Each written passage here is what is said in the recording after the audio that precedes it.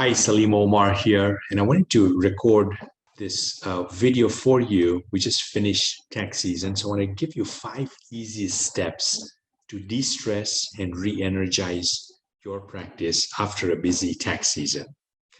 First, congrats on finishing another busy tax season. I don't know how many you've been at it. For me, it was like the 26th, 27th, 27th tax season. But I know folks listening to this, watching this, they've been at it for many years, or you've just maybe started and you're in it 5, 10 years or so.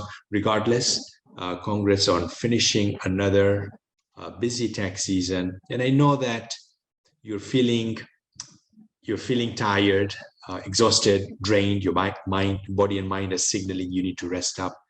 Ignoring these vital signs results in bad consequences. On the extreme end, you could break down. So I want to give you 5 steps. And step 1 is to rest up. Completely unplug for a few days. Maybe take a 3 or 5 day trip to a nearby resort. Go to the Caribbean. Just a place where you can enjoy time outside your home. So the change of scenery is really very beneficial and very important. And then do activities that you enjoy, like taking nature walks, sightseeing, swimming, eating at your local restaurants, watching movies, or simply getting engrossed in an exciting novel. Maybe you prefer spending time lazing in your home. I prefer you and recommend that you step outside and go to another place, a resort. So it's a total change of scenery. But if you're staying in your place, you can just kind of enjoy, you can just kind of relax and enjoy at home. I prefer the change of scenery. And if you've been following me on social media, you know that I've had a major change of scenery in my life several months back, where my wife and I decided to do a world tour. And so we left the US, and that's kind of the red.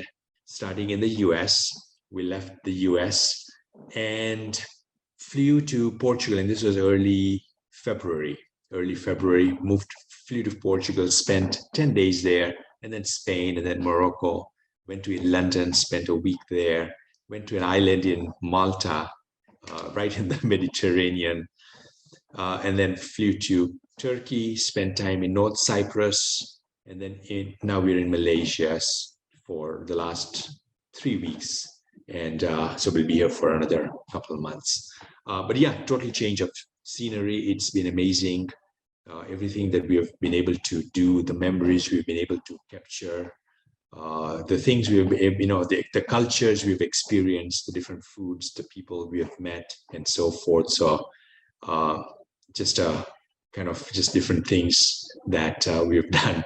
One of the most interesting one was being in the Sahara and riding the camels. You can see that. The picture under that is in Malaysia, in Penang. It's Georgetown, and there's a lot of street art, on one of the streets. So been there last weekend and spent some time there, and it was just a lot of fun. Yeah, some really cool stuff. This picture here with a person with a red hat, he's in Morocco. He was the manager of that place that we stayed in, and had a fabulous time there, and so forth. So lots of good stuff there. Change of scenery. I don't recommend, or I don't suggest you need to take a world tour, but make sure that you take a few days off away from your home. That's going to do good. So number 1 is rest up. My number 1 step in re-energizing and de-stressing. Second one is to connect with your purpose. Why did you choose to create your own accounting firm and helping your clients with financial accounting related matters? In other words, reconnect with why you do what you do. Don't allow a few troublesome clients to discolor your view on how things went this tax season, the difference you made for so many.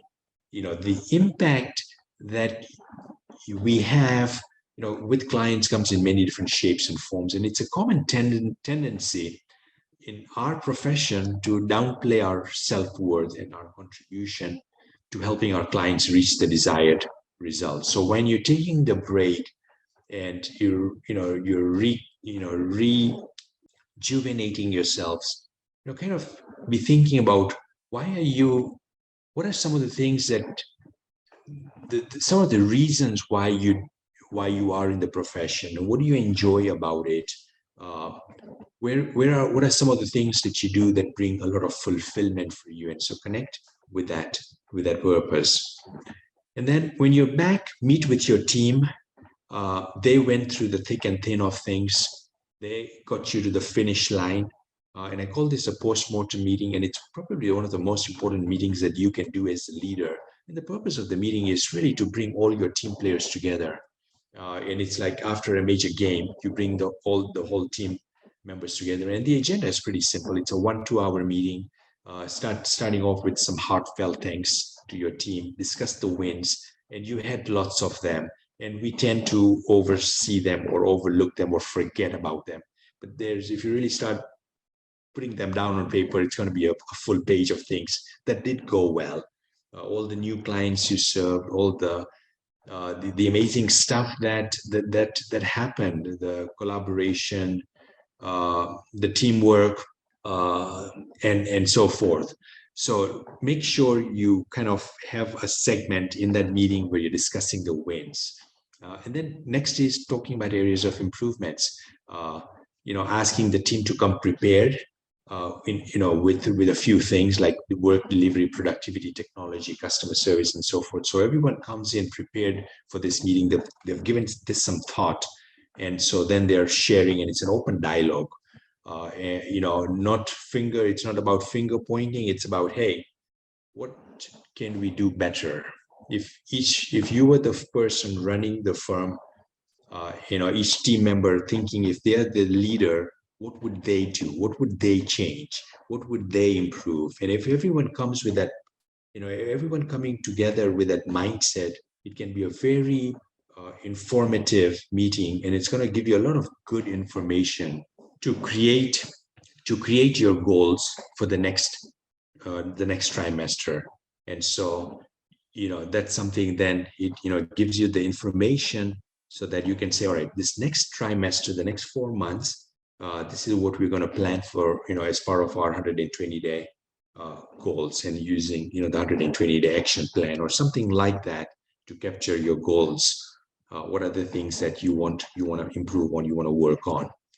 Step 4 is plan the next 120 days. So I like to, once you've got all this data, this information, things that need improvement, things that you had planned to do at the beginning of the year that may not have fully got done, and they now carry over into that second trimester. So step 4 is plan the next 120 days. And I like to break firm goals into 120-day chunks called trimesters instead of 90-day chunks, just because it's very difficult to finish a quarter on March 31st when it's full. It's full. You're going full blast with tax season. So the completion of tax season marks the end of the first trimester. So now it's time to regroup and to plan the second trimester. And so that's kind of what you want to do as step 4 is plan out your second trimester.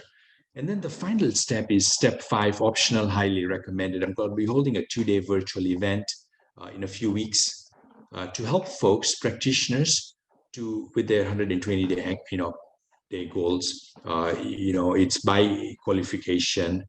If you're interested, write the word event.